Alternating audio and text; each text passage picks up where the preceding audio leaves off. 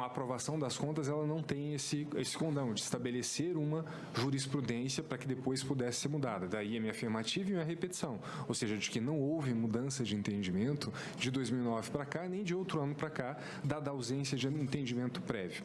Em relação ao trabalho de auditoria, é verdade que várias coisas se perdem. E se o trabalho de fiscalização, de um modo geral, ele sofre desse mal. É muito mais frequente você identificar as exceções do que a regra. Isso vai valer para os órgãos de fiscalização de uma forma geral, vai valer para a Polícia Federal, vai valer para a Receita Federal, ou seja, dificilmente a gente vai conseguir pegar todos os atos irregulares cometidos. Então, é possível, sim, que o TCU tenha deixado passar. E um outro ponto é a questão da convalidação. Eu não estava, realmente não tenho formação jurídica e dificilmente entraria num debate sobre qual é a força da convalidação e qual é o alcance da convalidação.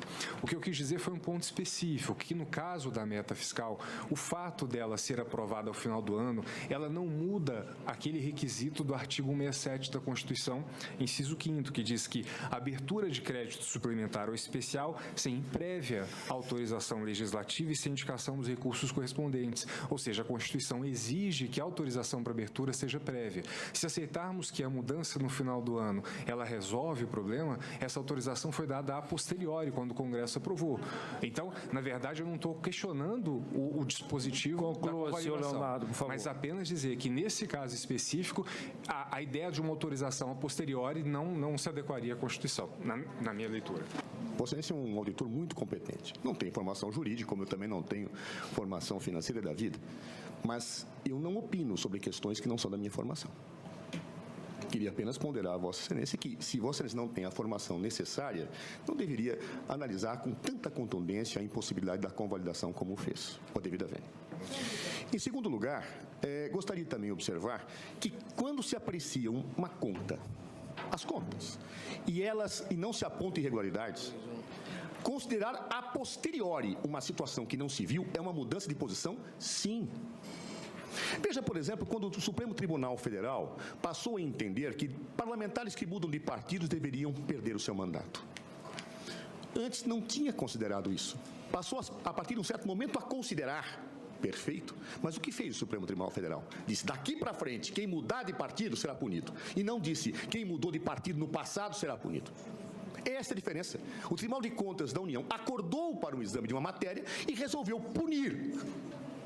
Apesar de ter dormido durante um certo período sobre uma questão importante, segundo diz Vossa Excelência, para punir quem achava que estava tudo certo. Isso não é correto. É absolutamente inaceitável do ponto de vista jurídico. Também quero ponderar a Vossa Excelência uma outra questão. Vossa Excelência não me disse exatamente qual o valor que o TCU apurou relativamente aos decretos contingenciados que influenciaram a meta. Eu ousaria dizer, mas aí Vossa Excelência é sua área e não minha, por isso que eu digo que ousaria dizer, temerariamente dizer, que não afetaram em nada. O que afetou o não atingimento das metas foi a queda da receita, que tinha a ver com um conjunto de situações internacionais, nacionais, não importa. Mas não há relação de causa e efeito entre decretos e não atingimento da meta originalmente prevista. E quando um governo manda o projeto de lei da Lei de Diretrizes Orçamentárias, ele o faz analisando metas do momento econômico em que envia o projeto de lei. A economia mudou muito naquele período a posteriori. A receita caiu muito, todas as auditorias mostram isso. Como se pode, então, associar que foram esses singelos decretos, dos 6 decretos, 2 eram neutros, que afetaram as metas fiscais? Não há nexo causal, falo temerariamente, porque não é minha área, aparentemente nenhum. Por isso que eu peço a Vossa Excelência que me diga, com exatidão, números, em vírgulas, tudo, quanto que efetivamente esses decretos implicaram em gastos que pudessem ter afetado a meta fiscal. Porque a meta fiscal, ela é financeira, ela não é orçamentária. Então, quanto foi liberado aqui, que não foi contingenciado, demonstrando-se o nexo causal entre decreto e meta? Eu não fiz uma avaliação sobre o Instituto da Convalidação. O senhor está certo, jamais jamais ousaria tanto. O que eu fiz foi uma análise sobre a interpretação do artigo 167, inciso 5º da Constituição, que acho que eu conheço razoavelmente bem. A nossa legislação, ela prevê várias situações em que a compatibilidade é verificada no momento da autorização, independente do resultado. A informação de Vossa Excelência é valiosíssima para a defesa. Pelo que pude depreender, Vossa Excelência afirmou a nossa tese, que os decretos não afetaram financeiramente a meta. Foi apenas uma dissonância in abstrato.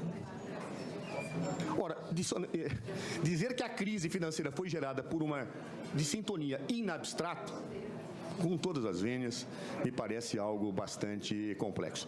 E também, de outra forma, quero ponderar a Vossa Excelência que não é que a lei, um projeto de lei fez as vezes de lei, é que a meta não era exigida bimensalmente. Nós entendíamos que os decretos eram válidos pelas razões da interpretação que sustentamos do artigo 4º.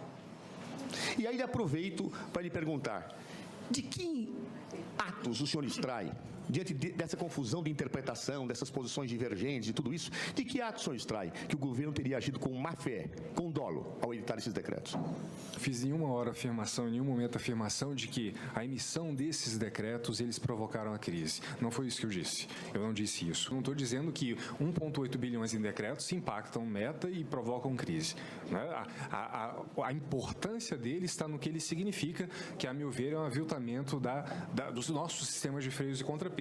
É minha visão também nesse caso. Em nenhum momento também utilizei a expressão má-fé. Ou seja, se eu puder dizer sobre intenção, aí eu acho que sim. A existência de novos atos naqueles pontos é bastante surpreendente, porque sem isso eu até poderia imaginar uma situação de desatenção, não é? Alguma coisa do gênero. Em 2015 culpa, me não de dolo. Surpreende.